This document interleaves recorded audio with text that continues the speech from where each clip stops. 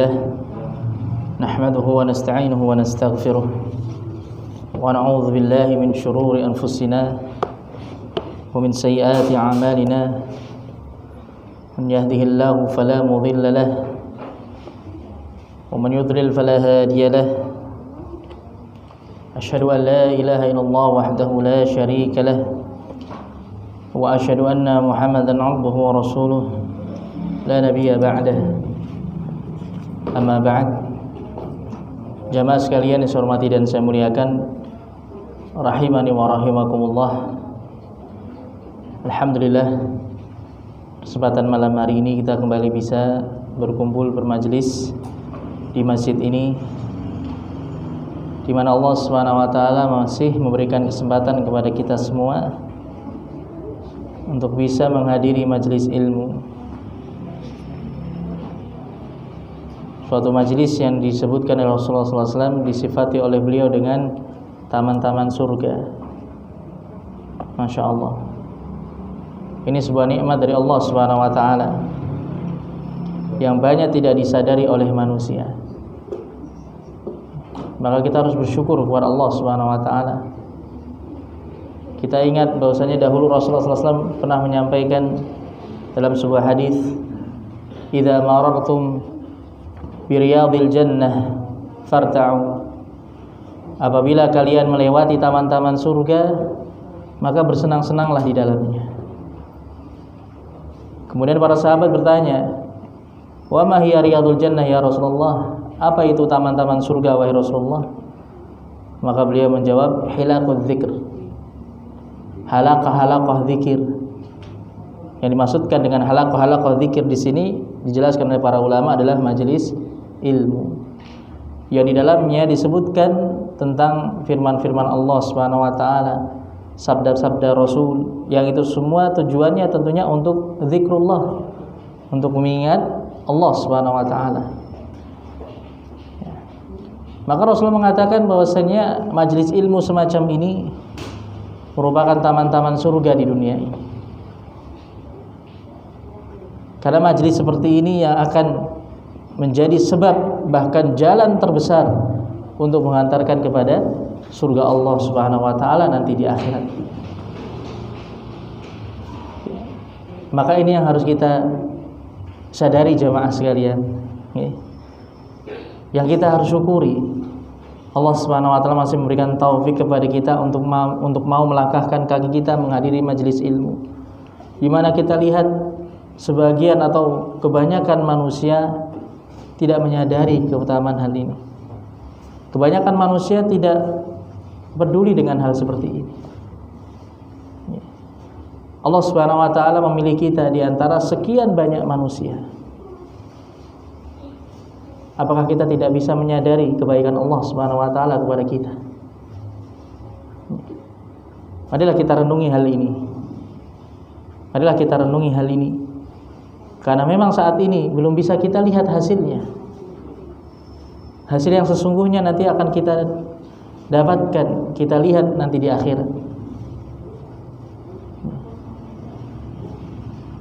Maka marilah kita senantiasa berupaya untuk terus bersemangat dalam menghadiri majelis ilmu, istiqamah dalam menghadiri majelis ilmu, dalam rangka kita terus mempelajari dinul Islam, yang mempelajari agama Islam.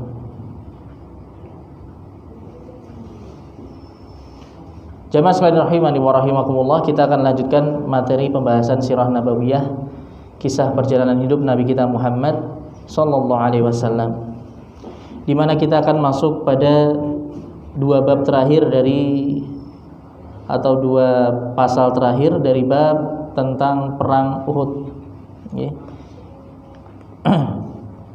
Dua pasal yang terakhir di sini, yang pertama disebutkan oleh penulis pasal ilal Madinah wa fil Madinah, kembali menuju Madinah dan tiba di Madinah. Jadi setelah selesai perang Uhud, kemarin sudah kita sebutkan bagaimana berlangsungnya perang Uhud, kemudian apa saja peristiwa-peristiwa yang terjadi. Maka setelah pasukan kaum musyrikin mereka memutuskan untuk kembali ke kota Mekah, maka selesailah peperangan. Ya, selesailah perang Uhud. Kemudian kaum muslimin pun dipimpin oleh Rasulullah SAW bertolak kembali menuju Madinah. Maka di sini disebutkan, walamma faragha Rasulullah sallallahu alaihi wasallam wal muslimun min dafni syuhada wad du'a lahum raja'u ila al-Madinah.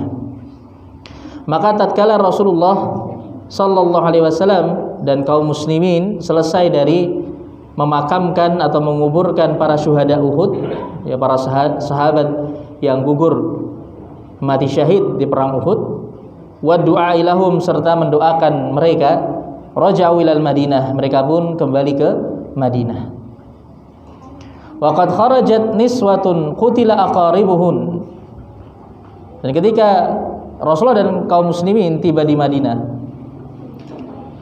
para muslimah, para wanita dari kalangan kaum muslimin, mereka ikut keluar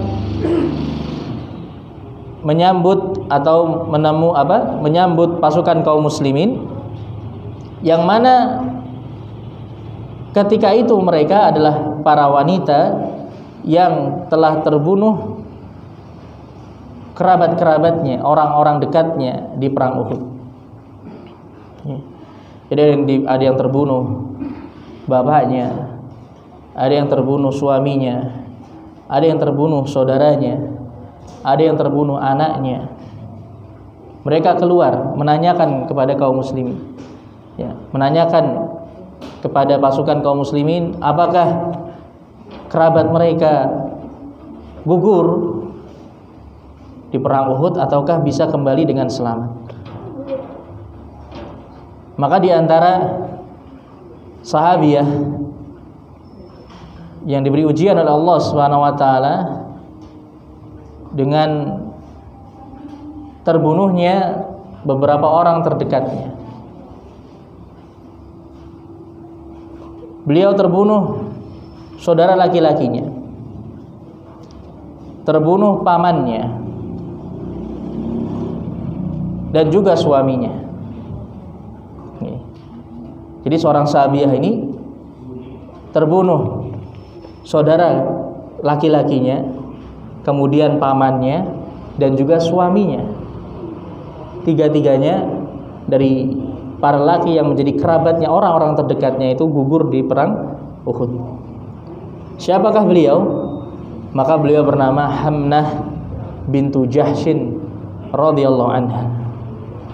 Ya, Hamnah bintu Jahshin di sini beliau adalah sepupu Rasulullah sallallahu alaihi wasallam. Karena Hamnah ini merupakan putri dari bibi Rasulullah bernama Umaymah bintu Abdul Muttalib. Ya, Rasulullah punya bibi namanya Umaymah bintu Abdul Muttalib. Umaymah ini punya anak namanya Hamnah binti Jahshin. Ya, jadi dari suaminya bernama Jahshin bin Raib atau bin Ri'ab. Ya. Lah Hamnah ini jamaah sekalian rahimani wa rahimakumullah, saudara laki-lakinya yaitu Abdullah bin Jahshin gugur di perang Uhud. Begitu pula pamannya yang tidak lain adalah siapa kira-kira? Hamzah bin Abdul Muttalib. Ya. Karena kan tadi Hamnah ini putri dari Umaymah binti Abdul Muttalib. Sedangkan Umaymah ini saudari dari Hamzah bin Abdul Muttalib. Ya. Jadi Hamzah gugur di perang Uhud. Kemudian suaminya juga gugur di perang Uhud. Siapa suaminya? Yang kemarin namanya sering kita sebutkan, sahabat Mus'ab bin Umair radhiyallahu anhum ajma'in. Maka disampaikan kepada Hamnah ketika Hamnah menemui Rasulullah, kemudian beberapa orang menyampaikan kabar kepadanya, qutila akhuki, saudaramu telah gugur wahai Hamnah, yaitu Abdullah bin Jahshin. Ya. Dan juga Hamnah ini saudari dari Zainab bintu Jahshin yang nanti akan menikah dengan Rasulullah sallallahu alaihi wasallam, menjadi salah satu istri Rasulullah. Ya. Zainab bintu Jahshin, jadi saudari dari Hamnah binti Jahshin. Jadi Abdullah bin Jahsin gugur di perang Uhud. Kemudian Hamnah berkata, rahimahullah, inna lillahi wa inna ilaihi raji'un. Semoga Allah merahmatinya. Inna lillahi wa inna ilaihi raji'un. Ya. Beliau mengucapkan doa, mendoakan rahmat bagi saudaranya dan mengucapkan kalimat istirja, yang mana ini kalimat yang diperintahkan untuk kita ucapkan ketika kita tertimpa musibah.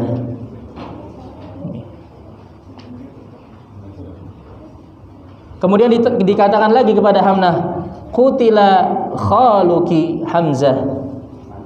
Ya, pamanmu juga terbunuh wahai Hamnah. Pamanmu Hamzah juga terbunuh. Maka Hamnah pun mengatakan inna lillahi wa inna ilaihi raji'un. Beliau hanya bisa bersabar dan mengucapkan kalimat istirja kembali, inna lillahi wa inna ilaihi raji'un. Kemudian ketika disampaikan kepada Hamnah, qutila zaujuki, suamimu juga telah gugur, suamimu juga telah meninggal dunia, telah tewas di perang Uhud. Maka berbeda reaksi dari Hamnah bintu Jahsin ketika mendengar tadi saudaranya meninggal dunia, tewas, terbunuh di perang Uhud, mendengar pamannya terbunuh di perang Uhud. Hamnah masih bisa menampakkan ketegarannya. Tapi ketika dikatakan bahwasanya suamimu meninggal, suamimu gugur di perang Uhud, maka beliau mengatakan wahzuna, duhai betapa sedihnya diriku. Wahzuna, betapa sedihnya diriku mendengar kabar ini. Maka Rasulullah SAW kemudian mendengar ucapan dari Hamnah ini. Beliau tahu bahwasanya ketika itu Hamnah benar-benar dilanda kesedihan yang luar biasa. Pertama, dia mendengar kabar duka dari saudaranya terbunuh. Kemudian yang kedua, pamannya Hamzah terbunuh. Kemudian yang ketiga, suaminya juga terbunuh. Ya. Maka Rasulullah mengatakan, inna lizauji minal mar'ati la syu'bah ma hiya li syai'. Sesungguhnya pada diri wanita itu ada kecintaan yang besar terhadap suaminya yang tidak sama dengan kecintaannya kepada selainnya. Ya. Ini jawaban rahimani wa rahimakumullah. Ya. Seorang wanita itu pada umumnya kecintaan yang terbesar ketika dia sudah menikah itu kepada suaminya. Malahkan kecintaan kepada selain suaminya. Bahkan kecintaan kepada kedua orang tuanya. Ya. Ini dinyatakan langsung oleh Rasulullah SAW. Ini menunjukkan betapa besarnya kecintaan seorang istri kepada suaminya. Oleh karenanya seorang suami itu tidak boleh berbuat semena-mena terhadap istrinya. Jangan sampai menyakiti perasaan istrinya. Ya. Maka ini peringatan bagi para suami. Lihat bagaimana Rasulullah SAW menyampaikan hal ini. Dan juga dalam riwayat yang lainnya Rasulullah mengatakan inna zaujal mar'ati minha labi makanin. Alangkah tingginya kedudukan seorang suami di hati seorang istri. Dan ini memang faktanya seperti itu. Ya. Seorang wanita ketika ditinggal kerabatnya, mungkin kedua orang tuanya, ya, untuk mungkin saudaranya atau bahkan mungkin anaknya, itu mungkin dia masih tegar, masih bisa tegar, masih bisa bersabar, artinya masih bisa untuk memendam rasa sedihnya. Tapi kalau kemudian ditinggal mati suaminya, ini ujian yang terberat bagi seorang wanita. Ini diantara kisah seorang sahabiah yang diberi ujian oleh Allah Subhanahu Wa Taala dengan tewasnya beberapa orang yang paling dia cintai. Kemudian ada yang lainnya juga disebutkan di sini oleh penulis. Falaqina Rasulullah sallallahu alaihi wasallam fit tariq fa'azzahunna wa da'alahunna. Maka para wanita tadi mendatangi Rasulullah sallallahu alaihi wasallam di tengah jalan, di tengah kota Madinah.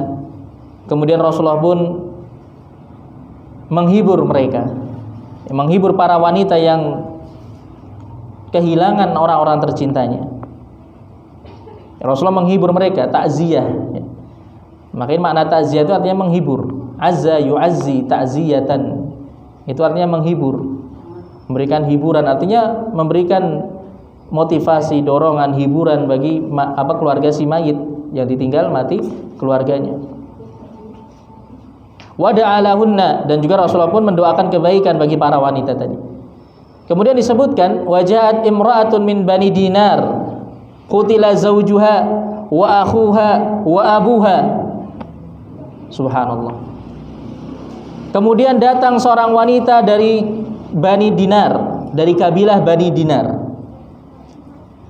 yang mana telah terbunuh suaminya, saudara laki-lakinya, dan bapaknya. Tapi tidak disebutkan namanya. Subhanallah. Jadi terbunuh suaminya, saudara laki-lakinya, dan bapaknya. Ya mirip dengan Hamnah tadi. Falamma na'aulaha sa'alat an Rasulillah sallallahu alaihi wasallam. Ketika kaum muslimin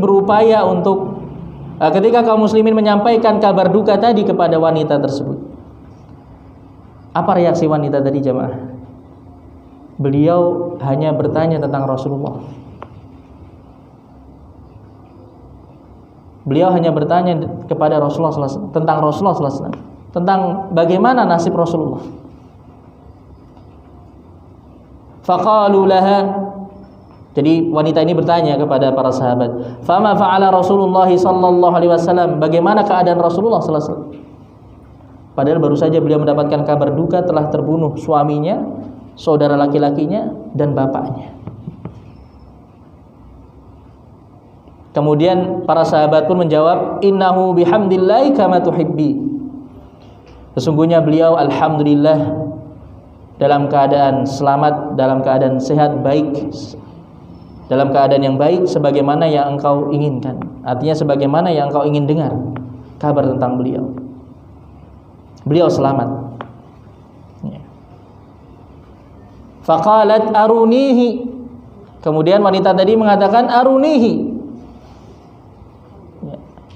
bahwa aku menemui beliau. Tunjukkan aku kepada beliau agar aku bisa melihat bahwasanya beliau selamat. Subhanallah. Fa asyaru laha falamma ra'athu qalat. Kemudian para sahabat pun menunjukkan di mana posisi Rasulullah ketika itu. Kemudian tatkala wanita tadi melihat bahwasanya Rasulullah masih hidup, beliau mengatakan, kullu musibatin ba'daka jalal. Semua musibah yang menimpaku menjadi ringan dengan selamatnya engkau wahai Rasulullah. Allahu Akbar.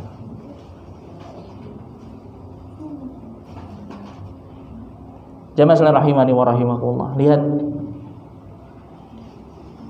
bagaimana besarnya kecintaan wanita ini kepada Nabi Muhammad sallallahu alaihi wasallam. Di mana Rasulullah SAW pernah menyampaikan dalam sebuah hadis yang sahih, diriwayatkan oleh Imam Bukhari dan yang lainnya. Rasulullah pernah mengatakan, "Fawalladzi nafsi biyadihi la yu'minu ahadukum hatta akuna ahabba ilaihi min walidihi wa waladihi wan nasi ajma'in." Demi yang jiwaku berada di tangannya, demi Allah Subhanahu wa taala, tidaklah akan sempurna keimanan salah seorang dari kalian hingga aku menjadi orang yang paling dia cintai dibandingkan orang tuanya maupun anaknya dan seluruh manusia. Masya Allah. Lihat bagaimana seorang wanita mukminah bisa mewujudkan hadis ini. Dia tidak peduli ketika mendapatkan kabar duka orang-orang yang dia cintai telah gugur di perang Uhud. Karena juga tentunya dia yakin bahwasanya orang-orang yang dia cintai yang telah gugur di perang Uhud, mereka mendapatkan kemuliaan dari Allah Subhanahu wa taala. Mati syahid. Sebagaimana disebutkan oleh Umar kemarin ya, ucapannya Umar ketika berdialog dengan Abu Sufyan. Apa kata Umar? Laisu sawa. Keadaannya berbeda, tidak sama keadaannya. Qatlana fil jannah wa qatlakum fin nar. Orang-orang yang terbunuh di antara kami masuk surga. Sedangkan orang-orang yang terbunuh di antara kalian masuk neraka. Enggak akan mungkin sama. Masya Allah. Ini kita lihat bagaimana keadaan keimanan para sahabat dan para sahabiah dahulu, jamaah sekalian rahimani wa rahimakumullah. Ini diantara sedikit contohnya. Diantara sedikit contohnya. Kemudian disebutkan selanjutnya, wabatal muslimun fi halatit tawari yahrisunal Madinah. Kemudian kaum muslimin pun menjalani malam tersebut. Jadi perang Uhud itu selesai di hari Sabtu. Di hari Sabtu di tanggal 6 Syawal kalau tidak salah.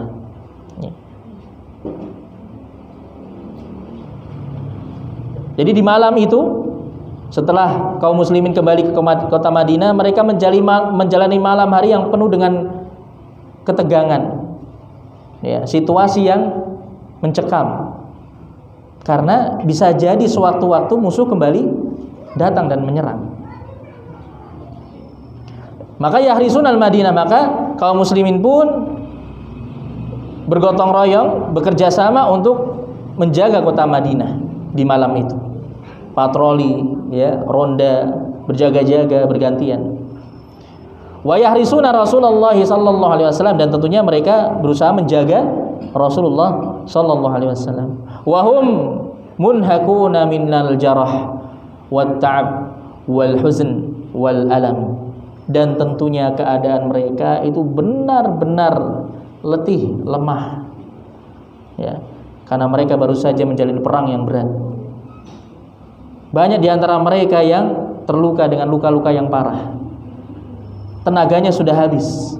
Belum lagi merasakan kesedihan dengan kematian sebagian orang-orang yang mereka cintai. Tentunya ini kondisi yang benar-benar berat bagi kaum muslimin ketika itu. Tapi mereka harus tetap siaga, menjaga kota Madinah dan menjaga Rasulullah sallallahu alaihi wasallam. Dan lihat di sini. Wa ra'a Rasulullah sallallahu alaihi wasallam annahu la budda min mutaba'ati harakatil adu. Dan kemudian Rasulullah memandang bahwasannya kaum muslimin harus mengikuti pergerakan musuh. Kaum muslimin harus siap siaga mengawasi pergerakan musuh. Hatta yunajizahu fil midan law hawala al-audah ila al-Madinah. Sehingga kaum muslimin pun bisa siap siaga di medan pertempuran kalau saja seandainya musuh itu kembali ke kota Madinah. Maka jamaah sekalian rahimani wa rahimakumullah, tadi saya sebutkan perang Uhud selesai di hari Sabtu. Esok harinya Ahad, Pak. Ya jamaah sekalian, Ahad esok harinya Rasulullah SAW kembali mengumumkan wajibnya keluar ke medan perang. Subhanallah. Dan bagaimana sambutan dari para sahabat kita lihat nanti. Ya. Karena Rasulullah memandang bahwasanya ini situasinya masih belum aman. Khawatirnya nanti sewaktu-waktu pasukan kaum musyrikin yang mereka sudah akan kembali ke Mekah, mereka berubah pikiran. Kemudian mereka berbalik arah lagi menyerang kota Madinah. Nah, ini tentunya situasi yang sangat-sangat berbahaya seperti itu. Makanya nanti setelah ini kita akan menyebutkan peristiwa Ghazwatu Hamra'il Asad. Perang Hamra'ul Asad. Ya. Perang yang terjadi di wilayah bernama Hamra'ul Asad. Nah, ini menunjukkan betapa luar biasanya keimanan para sahabat radhiyallahu anhum ajma'in. Jamaah sekalian rahimani wa rahimakumullah. Sebelum kita masuk pada pembahasan perang Hamraul Asad. Di sini ada sebuah faedah bagus yang disebutkan oleh Ustaz Firanda bidallahu taala terkait dengan hakikat perang Uhud ini. Hakikat perang Uhud, apakah peperangan ini bisa dikatakan sebuah kekalahan bagi kaum muslimin? Ataukah bagaimana? Kira-kira bagaimana? Jamaah, perang Uhud ini bisakah kita katakan kaum muslimin mengalami kekalahan? Bisa tidak? Dari apa? Peristiwa-peristiwa yang kita lewati kemarin, bisakah dikatakan kaum muslimin mengalami kekalahan?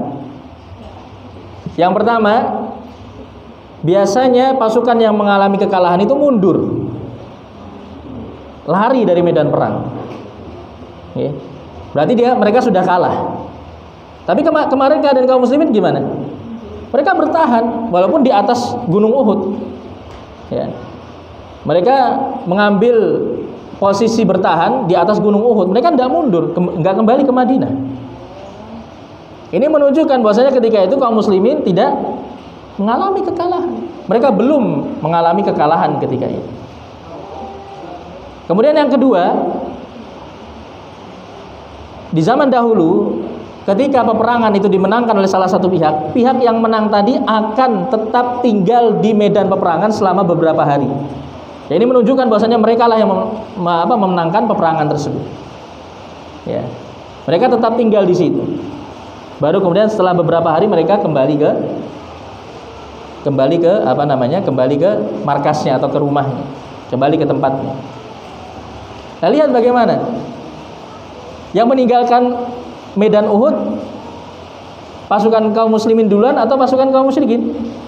Pasukan kaum musyrikin duluan yang meninggalkan.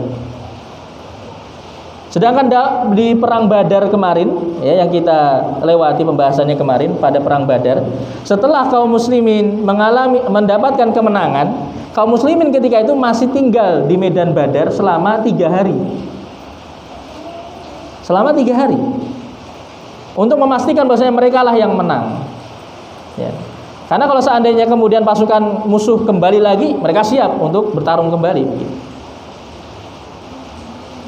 Jadi ada occupation istilahnya, okupasi, ya, menguasai wilayah. Itu setelah terjadi peperangan. Lihat kaum musyrikin tidak menguasai medan Uhud ketika itu. Mereka justru duluan yang kembali ke Mekah, mundur kembali ke Mekah. Kemudian yang ketiga, dari 3 sisi ini saja kita lihat, ya. Yang ketiga, tidak ada satupun dari kalangan kaum muslimin yang ditawan, yang dijadikan tahanan perang. Tidak ada. Sedangkan di perang Badar dahulu ada 70 kaum musyrikin, kalau jenengan masih ingat, ya. Ada 70 kaum musyrikin yang menjadi tawanan perang setelah mereka mengalami kekalahan di perang Badar. Maka dari beberapa sisi ini bisa kita simpulkan kaum muslimin ketika perang Uhud itu tidak mengalami kekalahan. Lantas apakah kemudian perang Uhud ini bisa dikatakan sebagai kemenangan? Juga tidak. Tidak bisa dikatakan sebagai kemenangan juga. Lantas apa istilah yang tepat? Maka kita istilahkan dengan musibah. Musibah pada perang Uhud. Ini yang Allah sebutkan di dalam Al-Quran. Ya, ini yang Allah sebutkan di dalam Al-Quran dalam surat Ali Imran ayat 165. Allah sebut perang Uhud dengan kata musibah. Allah mengatakan, awalamma asabatkum musibatun qad asabtum mithlaiha qultum anna hadha qul huwa min indi anfusikum innallaha ala kulli syai'in qadir. Dan mengapa ketika kalian ditimpa musibah pada perang Uhud, sedangkan kalian sebelumnya telah menimpakan kekalahan 2 kali lipat kepada musuh-musuh kalian pada perang Badar, kemudian kalian mengatakan, dari mana datangnya semua musibah ini? Dari mana datangnya semua musibah yang kita alami ini di perang Uhud maksudnya? Maka Allah mengatakan, katakanlah huwa min indi anfusikum. Musibah ini terjadi karena kesalahan kalian sendiri. Nanti akan kita sebutkan, ya, apa saja kesalahan yang dilakukan oleh kaum muslimin pada perang Uhud. Sesungguhnya Allah Maha Kuasa atas segala sesuatu. Maka jamaah sekalian rahimani wa rahimakumullah, ya, perang Uhud bukanlah perang yang dimenangkan oleh kaum musyrikin. Begitu pula bukan perang yang dimenangkan oleh kaum muslimin. Tapi ini merupakan musibah yang sangat berharga bagi kaum muslimin. Karena setelahnya nanti kaum muslimin pun bisa mengambil pelajaran dari apa yang mereka alami di perang Uhud, sehingga mereka tidak mengulanginya untuk kedua kalinya. Masya Allah. Jadi ini sebuah faidah yang penting untuk kita ketahui. Karena selama ini mungkin kita tahunya perang Uhud kaum muslimin mengalami kekalahan. Karena faktanya tidak bisa dikatakan kaum muslimin mengalami kekalahan. Padahal di situ kaum muslimin mereka masih siap siaga di medan Uhud. Kaum musyrikin saja kemudian mereka kembali ke Mekah. Mereka mundur kembali ke Mekah. Walaupun juga mereka kembali ke Mekahnya itu atas keinginan atau atas inisiatif mereka, bahwasanya mereka merasa sudah tidak lagi bisa dilanjutkan peperangan di hari itu. Bukan karena mereka dipukul mundur oleh kaum muslimin. Suara saya masih jelas, Pak? Jelas buat ini. Iqrarullah, hujannya cukup deras ini. Maka jamaah sekalian rahimani wa rahimakumullah, lantas musibah apa saja yang terjadi di perang Uhud? Maka disebutkan di sini beberapa poin, ya, secara ringkas saya sebutkan. Yang pertama, apa kira-kira? Awal dari musibah terjadi apa? Iya, pelanggaran pasukan pemanah terhadap perintah Rasulullah sallallahu alaihi wasallam. Ya, ketika 40 dari pasukan pemanah, di mana jumlah mereka ketika itu ada 50 orang, 40 diantaranya mereka melanggar perintah Rasulullah sallallahu alaihi wasallam. Kemudian mereka turun untuk mengambil harta ghanimah. Jadi sebabnya adalah karena dunia, jemaah. Para sahabat saja bisa tergoda oleh dunia. Dan ini memang disebutkan, ya, disebutkan di dalam Al-Quran, ya. Allah menyebutkan bahwasanya ketika itu ada di antara para sahabat yang melakukan kesalahan. Mereka melanggar perintah Allah, perintah Rasulullah SAW, karena mereka menginginkan dunia. Niat mereka rusak ketika itu. Subhanallah. Ini para sahabat. Allah sebutkan dalam surat Ali Imran juga, masih dalam rangkaian ayat-ayat yang terkait dengan perang Uhud. Dalam surat Ali Imran ayat 152, Allah Subhanahu wa taala berfirman, "Hatta idza fashiltum wa tanaza'tum fil amri wa 'asaitum min ba'di ma arakum ma tuhibbun minkum man yuridud dunya wa minkum man yuridul akhirah."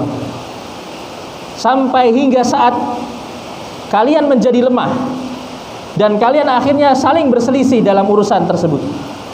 Ya, kita sebutkan kemarin, sebagian sahabat ada yang sudah menyerah, tidak mau lagi berperang. Mereka lebih memilih untuk menjauh dari medan peperangan. Ada sebagian yang kembali ke Madinah, ya. Ada yang sebagian kemudian tetap berjuang berperang bersama Rasulullah. Akhirnya berselisih para sahabat ketika itu. Setelah apa? Setelah Allah memperlihatkan kepada kalian apa yang kalian sukai. Apa maksudnya di sini? Harta ghanimah, harta rampasan perang, dunia, kenikmatan dunia. Maka Allah sebutkan setelahnya, minkum man yuridud dunya wa minkum man yuridul akhirah. Hingga akhirnya sebagian dari kalian ada yang menginginkan kenikmatan dunia tadi, sedangkan sebagian yang lainnya tetap menginginkan kenikmatan di akhirat. Jadi karena kesalahan sebagian, atau kita katakan oknum kalau istilahnya, kesalahan oknum menyebabkan musibah menimpa seluruh kaum muslimin ketika itu. Maka ketika ayat ini turun, sahabat Abdullah bin Mas'ud mengatakan, "Ma kuntu ahsabu anna ahadan min ashabi Rasulillah sallallahu alaihi wasallam yuridu dunya hatta nazala fina yauma Uhud." Sebelumnya aku tidak mengira bahwasanya ada seseorang dari kalangan sahabat Rasulullah yang dia menginginkan kenikmatan dunia yang dia tergoda dengan kenikmatan-kenikmatan dunia hingga turunnya ayat ini. Jadi Allah menjelaskan secara langsung, Allah menegaskan secara langsung bahwasanya ketika itu ada sebagian sahabat yang niatnya rusak. Kita katakan niatnya rusak karena awalnya tentunya mereka niatnya berperang karena Allah Subhanahu wa taala. Niat mereka ikhlas awalnya, tapi ketika tergoda di tengah-tengah peperangan, tergoda dengan dunia jamaah. Makanya Rasulullah mengatakan, "Inna likulli ummatin fitnah wa fitnatu ummati al-mal." Sesungguhnya tiap umat itu ada ujiannya tersendiri. Dan ujiannya umatku adalah harta. Subhanallah. Ini musibah yang pertama. Kemudian musibah yang lainnya, terbunuhnya 70 kaum muslimin disebabkan pelanggaran pasukan pemanah tadi. Ya. Akhirnya 70 dari kalangan kaum muslimin gugur, terbunuh di medan Uhud. Walaupun ini tidak bisa kita katakan ini merupakan keburukan bagi mereka. Justru ini merupakan kemuliaan bagi mereka tentunya. Mereka mati syahid. Ya, mereka mati syahid. Ini keadaan mati yang paling mulia yang didapatkan oleh seorang hamba di dunia. Tapi kita lihat di sini dari sisi sebab. Perkara yang menyebabkan terbunuhnya 70 orang ini karena pelanggaran pasukan pemanah. Ini musibah. Ya.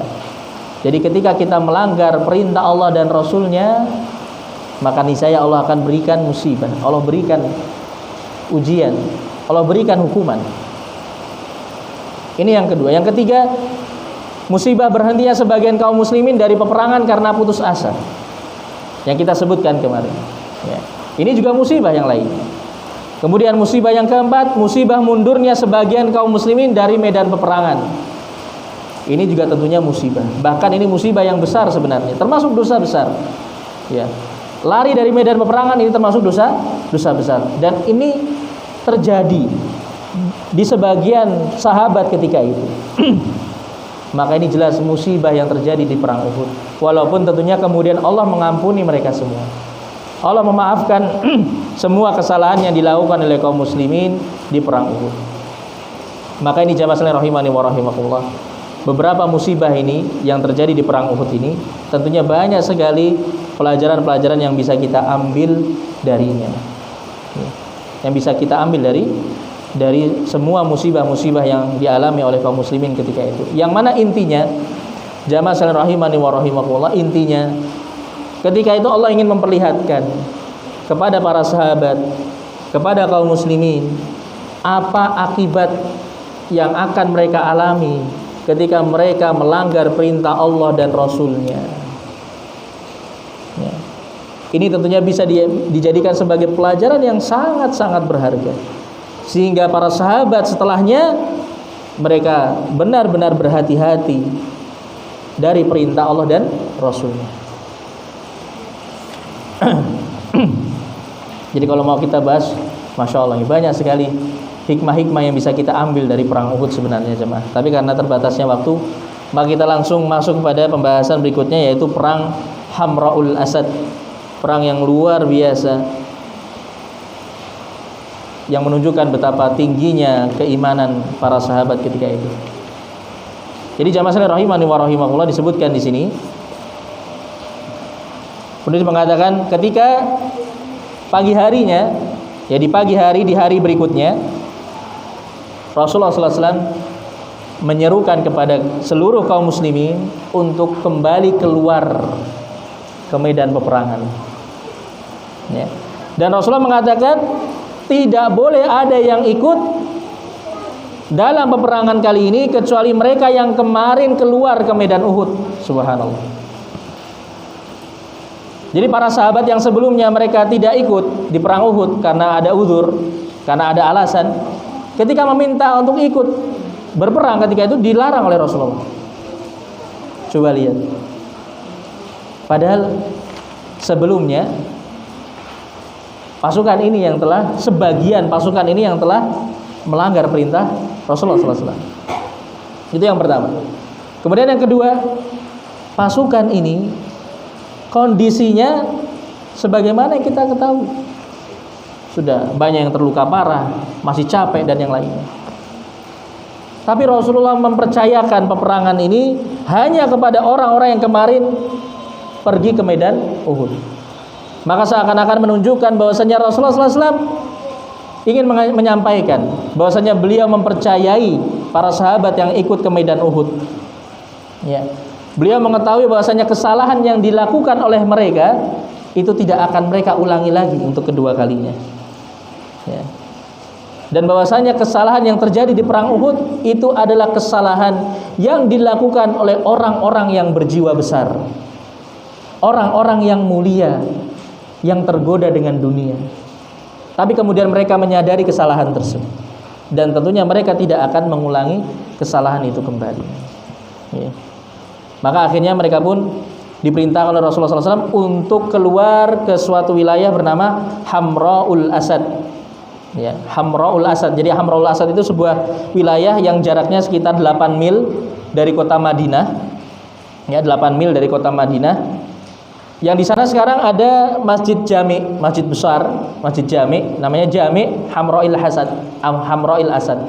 Masjid Jami Hamra'il Asad, di mana disitulah dahulu para sahabat bersiap siaga untuk menjalani peperangan berikutnya. Jadi jamaah ketika itu Rasulullah dan para sahabat yang berjumlah 630 orang, ya, sedikit lagi sini saya sampaikan, kita selesaikan. Para sahabat yang tersisa ketika itu yang ikut perang Uhud tinggal 630 orang. Karena kemarin kita sebutkan kan pasukan kaum muslimin yang ikut perang Uhud itu tinggal 700 ketika 300 pasukan kan balik pulang karena apa? Karena bujukan dari Abdullah bin Ubay bin Salul, ya, pemimpinnya orang-orang munafik. Akhirnya tinggal 700. Kemudian 700 yang tewas 70. Maka tersisa 630. 630 orang inilah yang kemudian keluar bersama Rasulullah menuju Hamra'ul Asad. Disitulah kemudian mereka membuat apa? Kemah atau perkemahan pasukan di situ.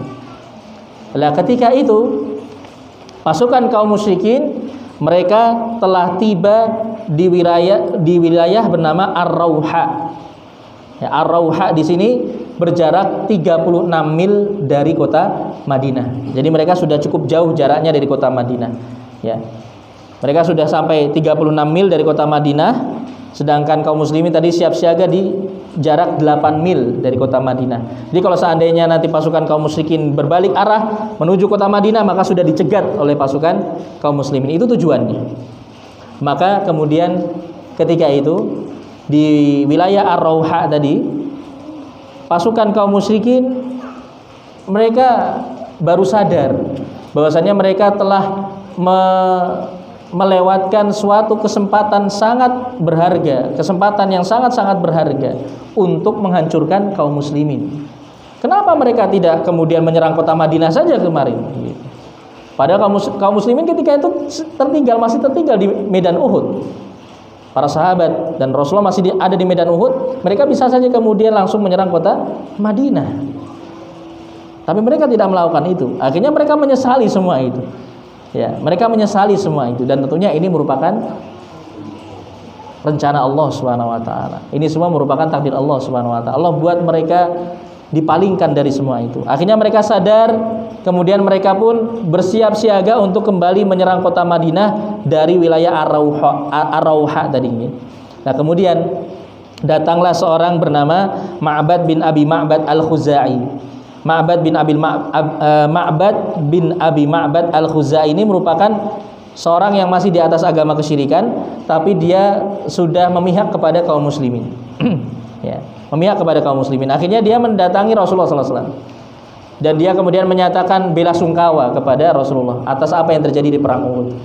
Kemudian Rasulullah pun meminta kepada Ma'bad bin Abi Ma'bad ini untuk mempengaruhi pasukan kaum musyrikin supaya mereka takut untuk kembali menyerang kota Madinah.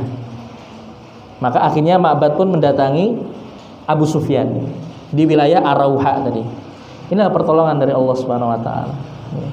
Ma'bad datangi Abu Sufyan, mengajak dialog. Intinya, saya tadi habis melihat pasukan kaum muslimin Muhammad dan para pengikutnya sudah mengumpulkan pasukan yang jumlahnya sangat banyak yang belum pernah saya lihat jumlah sebanyak itu. Dan mereka juga benar-benar marah atas kalian, ingin membalas dendam kepada kalian. Intinya seperti itu. Akhirnya Abu Sufyan dan pasukan kaum musyrikin langsung jatuh moralnya, langsung jatuh mentalnya, langsung merasakan ketakutan yang luar biasa. Nggak berani akhirnya kemudian kembali menyerang kembali ke kota Madinah, menuju kota Madinah untuk menyerang kota Madinah. Nggak berani berhadapan dengan pasukan kaum muslimin yang padahal ketika itu istilahnya tinggal sisa-sisanya, sisa-sisa tenaga mereka. Subhanallah. Tapi karena keimanan yang luar biasa, akhirnya Allah turunkan pertolongan. Hingga akhirnya kemudian Abu Sufyan pun mencukupkan dengan perang urat syaraf, istilahnya begitu. Jadi Abu Sufyan takut sudah, dia tidak mau lagi menghadapi pasukan kaum muslimin ketika itu. Akhirnya dia pun akhirnya dia pun memerintahkan pasukannya untuk kembali ke kota Mekah. Kemudian ketika ada seorang atau ada beberapa kafilah dagang, rombongan dagang yang hendak menuju Madinah ketika itu, rombongan dagangnya dari Bani Abdul Qais, ya, melewati wilayah Ar-Rawha tadi, dicegat oleh Abu Sufyan. Kemudian ditanya, kalian mau kemana? Kami mau ke Madinah, kami mau berdagang ke kota Madinah.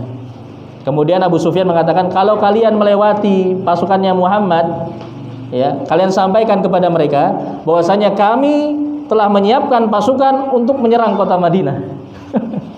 Abu Sufyan mengatakan seperti itu. Maksudnya supaya kaum muslimin mereka takut, kemudian nggak berani mengejar pasukan kaum musyrikin, gitu maksudnya. Karena tadi Ma'bad mengatakan, saya mengira tidaklah kalian pergi dari tempat ini kecuali nanti pasukan terdepan dari pasukannya Muhammad akan langsung muncul dari balik bukit ini. Ditakut-takuti seperti itu oleh Ma'bad. Akhirnya kemudian orang dari Bani Abdul Qais tadi menyampaikan pesan ini kepada Rasulullah sallallahu alaihi wasallam dan juga kaum muslimin. Ini yang Allah Subhanahu wa taala sebutkan di dalam surat Ali Imran juga, ya, dalam surat Ali Imran ayat 172 sampai 175. Ini merupakan ayat-ayat yang Allah turunkan terkait dengan peristiwa Hamraul Asad. Allah Subhanahu wa taala berfirman, "Alladzina istajabu lillahi war rasuli min ba'di ma asabahumul qarh." Mereka adalah orang-orang yang mentaati perintah Allah dan Rasulnya sesudah mereka mendapatkan luka dalam peperangan Uhud. Ya. Mereka sudah mendapatkan musibah yang luar biasa pada perang Uhud, tapi mereka tetap sami'na wa ata'na. Ketika diperintahkan oleh Rasulullah untuk kembali keluar ke medan peperangan, ada di antara mereka yang berjalan tertatih-tatih, ada yang sambil dibopong, ada yang sambil dituntun. Subhanallah. Allah sebutkan dalam ayat ini, lilladzina ahsanu minhum wattaqau ajrun 'adzim. Bagi orang-orang yang berbuat kebaikan di antara mereka dan yang bertakwa, mereka mendapatkan pahala yang besar. Alladzina qala lahumun nasu innan nasa qad jama'u lakum fakhshawhum. Yaitu mereka adalah orang-orang yang mana manusia mengatakan kepada mereka, sesungguhnya manusia telah mengumpulkan pasukan untuk menyerang kalian. Karena itu takutlah kalian kepada pasukan itu. Ini maksudnya tadi yang disampaikan oleh utusannya Abu Sufyan tadi. Ya, Abu Sufyan ingin menakut-nakuti pasukan kaum muslimin. Ya. Maka apa yang terjadi kepada pasukan kaum muslimin? Allah sebutkan dalam ayat berikutnya. Allah sebutkan dalam lanjutan ayat tadi, fazadahum imanan wa qalu hasbunallah wa ni'mal wakil. Maka justru bertambah keimanan mereka. Subhanallah. Justru bertambah keimanan di antara pasukan kaum muslimin ketika ini. Bertambah semangat mereka, bertambah keyakinan mereka. Ini jamaah, keimanan itu akan diuji di situasi-situasi yang sulit. Dan ketika seorang hamba lolos atau lulus dari ujian tersebut, akan bertambah keimanannya. Dan mereka mengucapkan hasbunallah wa ni'mal wakil. Hasbunallah, cukuplah Allah bagi kami, dan dialah sebaik-baik pelindung. Maka Allah sebutkan, fanqalabu bi ni'matin minallahi wa fadlin lam yamsashum su' wattaba'u ridwanallah wallahu dzu fadlin 'adzim. Maka mereka kembali ke kota Madinah dengan nikmat dan karunia yang besar dari Allah Subhanahu wa taala. Mereka tidak mendapatkan keburukan sedikit pun ketika itu. Tidak terjadi peperangan akhirnya. Mereka bisa tetap menjaga wibawa mereka, menjaga kehormatan mereka, kemuliaan mereka di hadapan pasukan kaum musyrikin tanpa harus menjalani peperangan ketika itu. Maka mereka mengikuti keridhaan Allah Subhanahu wa taala, dan Allah lah yang mempunyai karunia yang besar. Kemudian di ayat yang terakhir, innama dzalikumus syaitan yukhawwifu awliya'ah fala takhafuhum wa khafuni in kuntum mu'minin. Maka sesungguhnya mereka itu tidak lain adalah syaitan yang menakut-nakuti kalian dengan kawan-kawannya, yaitu kaum musyrikin tadi. Berusaha menakut-nakuti kalian agar kalian mundur dari medan peperangan. Karena itu janganlah kalian takut kepada mereka, tetapi takutlah kepada Allah, takutlah kepadaku jika kalian benar-benar orang-orang yang beriman. Maka setelah mendapatkan kabar dari utusan Abu Sufyan tadi, Rasulullah dan kaum muslimin tidak bergeming sedikit pun. Mereka tetap berada di wilayah Hamra'ul Asad selama 3 hari. Kemudian pasukan kaum muslimin akhirnya kembali ke kota Makkah. Mereka ketakutan untuk berlawanan dengan pasukan kaum muslimin. Ini jamaah sekalian rahimani wa rahimakumullah. Ya, pertolongan yang Allah Subhanahu wa taala berikan setelah sebagian kaum muslimin, sebagian sahabat melakukan kesalahan di perang Uhud. Ya, maka masya Allah, ya, dari kisah-kisah seperti ini kita tentunya bisa mengambil banyak sekali faidah dan pelajaran. Maka ini jamaah sekalian rahimani wa rahimakumullah, di antaranya intinya adalah ketika kita yakin akan pertolongan Allah Subhanahu wa taala, kita yakin bahwasanya Allah Subhanahu wa taala tidak akan meninggalkan para hambanya yang berjuang di jalannya.